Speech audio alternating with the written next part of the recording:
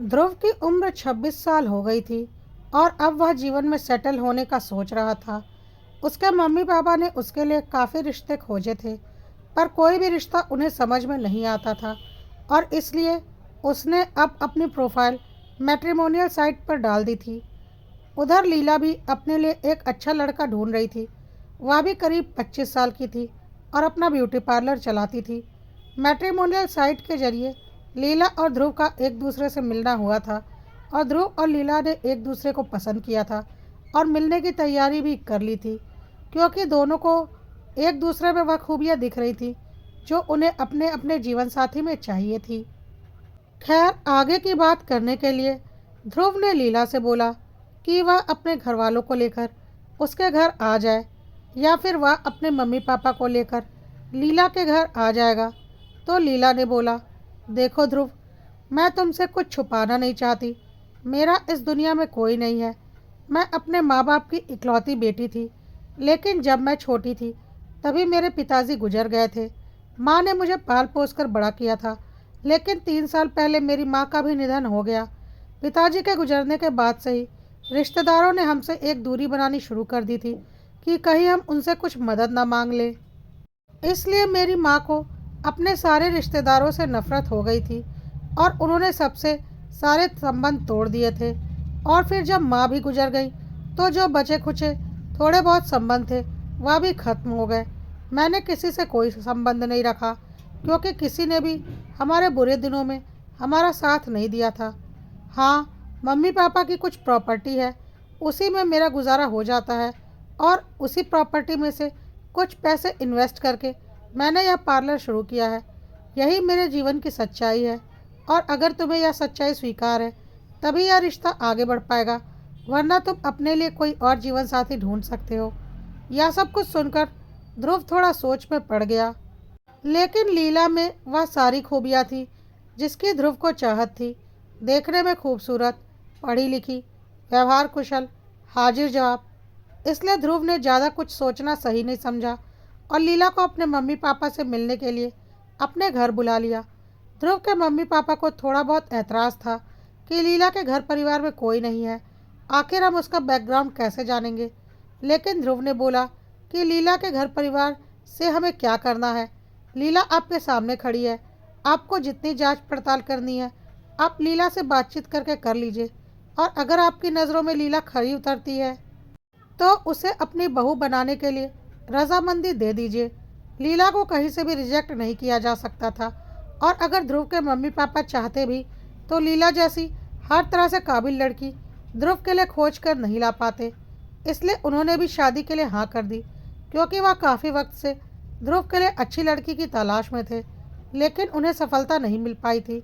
और उसके बाद ही ध्रुव ने मैट्रिमोनियल साइट के जरिए लीला को पसंद किया था, तो अब यह मौका वह गंवाना नहीं चाहते थे। ध्रुव ने लीला से बोला, तुम भी अगर मेरे बारे में कुछ पता करना चाहती हो तो कर सकती हो। आखिर तुम भी तो अपना फ्यूचर सोचोगी ना, ऐसे ही कोई फैसला थोड़ी ना ले लोगी। लीला ने बोला, हाँ यह बात तो सही है, पर मेरा तो इस दुनिया में कोई है ही नहीं और मैं खुद से जितनी जांच पड़ताल कर सकती थी मैंने तुमसे मिलने से पहले ही कर ली है, और मैं तुम्हारे साथ जीवन आगे बढ़ाने के लिए तैयार हूँ। फिर दोनों की रजामंदी से लीला और ध्रुव ने कोर्ट में रजिस्टर्ड मैरिज कर ली और लीला ध्रुव की पत्नी बनकर उसके घर में आ गई। सब कुछ अच्छा चल रहा था। लीला बिल्कुल वैसी ही पत्नी और बहू थी जैसा कि ध्रुव और उसके मम्मी पापा चाहते थे। लीला ने बहुत अच्छे से घर परिवार और साथ ही साथ अपना पार्लर भी संभाल लिया था। किसी को उससे कोई शिकायत नहीं थी और लीला को भी अपना ससुराल बहुत पसंद आ रहा था। उसे जैसा जीवन साथी चाहिए था, ध्रुव के रूप में उसे वैसा जीवन साथी मिल चुका था और सास ससुर के रूप में एक माँ बाप मिल चुके थे। वक्त का पहिया ऐसे ही चल रहा था और लीला और ध्रुव की शादी को लगभग 3 महीने बीत चुके थे। लीला ने धीरे धीरे ध्रुव का पूरा घर संभाल लिया था। ध्रुव के मम्मी पापा भी अब रिलैक्स हो गए थे कि ध्रुव की ज़िंदगी में अब लीला आ चुकी है और अब उन्हें ध्रुव की कोई चिंता नहीं थी। इसी बीच एक दिन लीला अपने पार्लर जा रही थी कि उसकी स्कूटी डिसबैलेंस होकर बहुत बुरी तरह से गिर गई, जिसमें लीला को बहुत चोट आई। लीला ने अस्पताल से ध्रुव को फ़ोन किया और बोला कि उसे काफ़ी चोट लग गई है और वह अस्पताल में है। ध्रुव घबराता हुआ अस्पताल पहुंचा, जहां डॉक्टर लीला की मरहम पट्टी कर चुकी थी। लीला के हाथ पैर और चेहरे पर काफ़ी चोट आई थी। हर जगह पट्टियां लगी हुई थी। ध्रुव लीला को देखकर परेशान हो गया, लेकिन डॉक्टर ने बोला, घबराने की कोई बात नहीं है, जख्म बाहरी है, अंदरूनी कोई चोट नहीं आई है। मैंने पट्टियां कर दी हैं, लेकिन आपको रेगुलर ड्रेसिंग के लिए इन्हें लेकर आना पड़ेगा और इन्हें पूरा आराम देना पड़ेगा। ध्रुव ने बोला, हाँ वह तो है, हम लीला का पूरा ख्याल रखेंगे। और ध्रुव लीला को लेकर घर आ गया। लीला की हालत देखकर ध्रुव और उसके मम्मी पापा काफ़ी परेशान हो चुके थे। काफ़ी चोट आई थी लीला को, हाथ पैर चेहरे हर जगह पर। लीला को वक्त पर ध्रुव दवाइयाँ दे रहा था और रोज़ उसकी ड्रेसिंग कराने के लिए डॉक्टर के पास भी लेकर जा रहा था। लीला भी चोट की वजह से काफ़ी सुस्त हो गई थी और काफ़ी कम बोलती थी। वह ज़्यादातर वक्त अपने कमरे में आराम ही करती थी और शायद अभी उसके लिए यही सही था। धीरे धीरे लीला के जख्म भर रहे थे और लीला की पट्टियाँ अब धीरे धीरे खुलने लगी थी। जख्मों के निशान अभी भी उसके हाथ पाँव में थे और चेहरे पर भी जख्म के निशान थे, जिन पर कि अब दवाइयाँ लगाकर उन्हें ठीक करना था। सारे जख्म तो धीरे धीरे भर रहे थे। लीला के चेहरे का जख्म भी धीरे धीरे भर रहा था, लेकिन एक बहुत गंदा सा, एक बड़ा सा दाग लीला के चेहरे पर बन गया था, जो कि जख्म भरने के साथ और भी ज़्यादा क्लियर विजिबल हो रहा था, जिससे कि लीला का चेहरा बहुत ही ज़्यादा खराब दिख रहा था। और लीला इस बात को लेकर बहुत परेशान थी। वह चिड़चिड़ी हो गई थी। उसका स्वभाव बहुत ज़्यादा बदल गया था। ध्रुव और उसके मम्मी पापा इस बात पर गौर कर रहे थे, क्योंकि लीला कभी कभी बहुत ही अजीब व्यवहार करने लगती थी। ध्रुव ने डॉक्टर से इस बारे में बात भी की कि लीला के चेहरे का दाग कब खत्म होगा। डॉक्टर ने बोला, धीरे धीरे दाग वक्त के साथ खत्म हो जाएगा और मैं कुछ दवाइयाँ लिख दूंगी, जिन्हें वक्त वक्त पर लीला को अपने जख्म पर लगाना होगा। जख्म गहरा था, इसलिए वक्त तो लगेगा ही इस दाग को जाने में, लेकिन ऐसा कुछ नहीं हो रहा था। लीला अब बहुत अजीब व्यवहार करने लगी थी। ऐसा लगने लगा था जैसे वह लीला है ही नहीं जो ध्रुव की पत्नी थी, बल्कि कोई और है।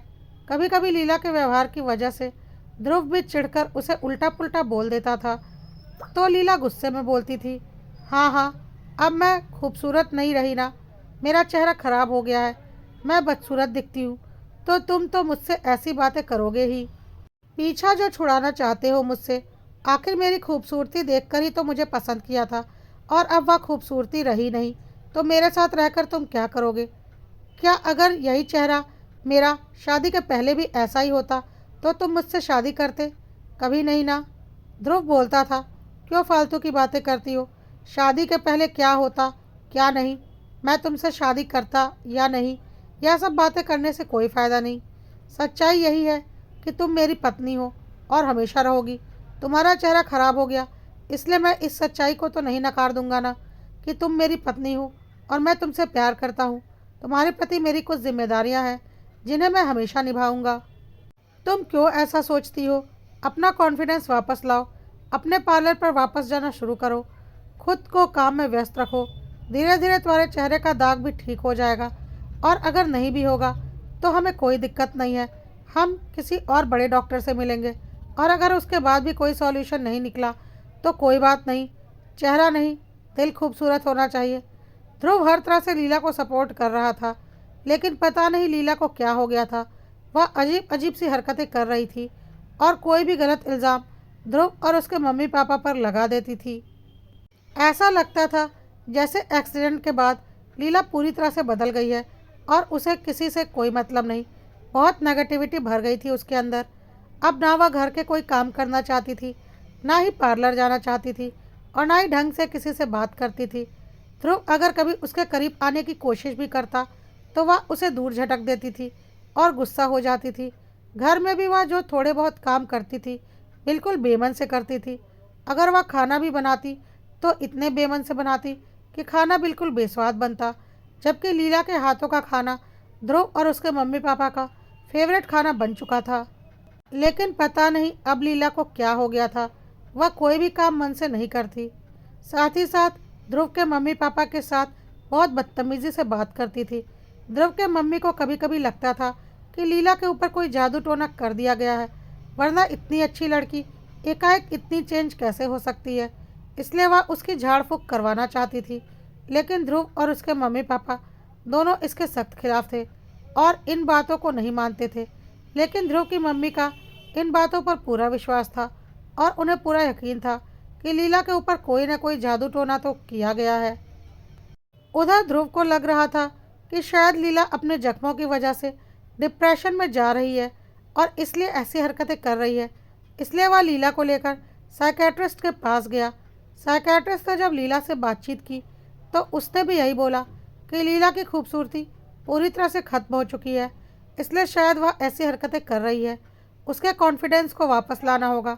उसके मन में यह बात बैठ चुकी है कि अब क्योंकि वह खूबसूरत नहीं रही तो अब तुम और तुम्हारे मम्मी पापा उसे पसंद नहीं करते, क्योंकि उसकी खूबसूरती देखकर तुमने और तुम्हारे मम्मी पापा ने उसे पसंद किया था और अब तुम लोग बस उससे पीछा छुड़ाना चाहते हो।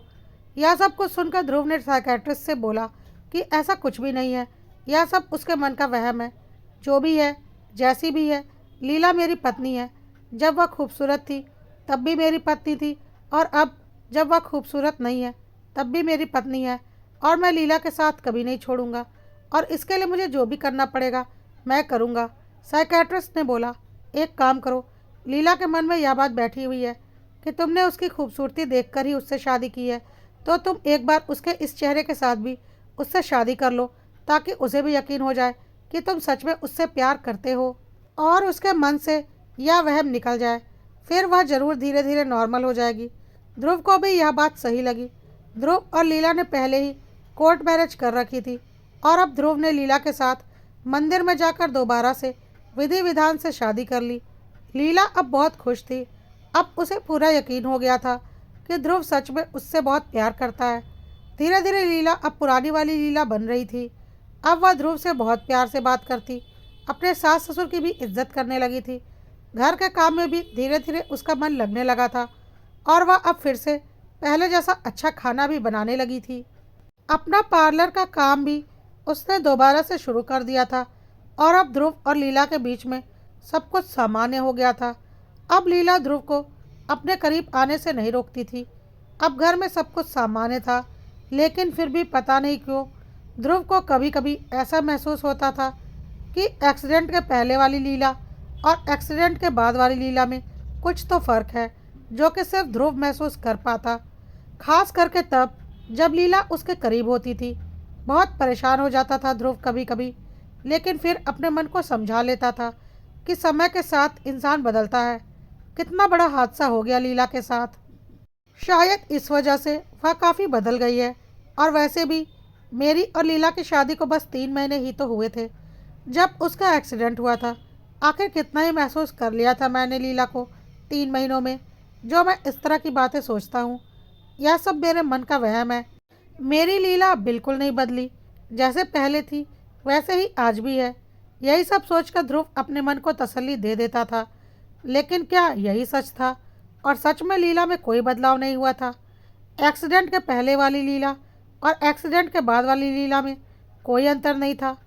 कहीं ध्रुव की मम्मी का सोचना सही तो नहीं था कि लीला के ऊपर कोई बहुत बड़ा जादू टोना किया गया है, या इसके पीछे लीला की कोई ऐसी लीला थी जो अभी सामने आनी बाकी थी? क्या कोई ऐसी बात थी जिसके सामने आने के बाद शायद बहुत बड़ा तूफान आता? आपको जल्दी ही इसके अगले एपिसोड में पता चलेगा, तो इंतज़ार कीजिए इसके अगले एपिसोड का। और अगर कहानी पसंद आ रही हो तो कड़वा सत्य को लाइक, फॉलो और सब्सक्राइब करना मत भूलिएगा।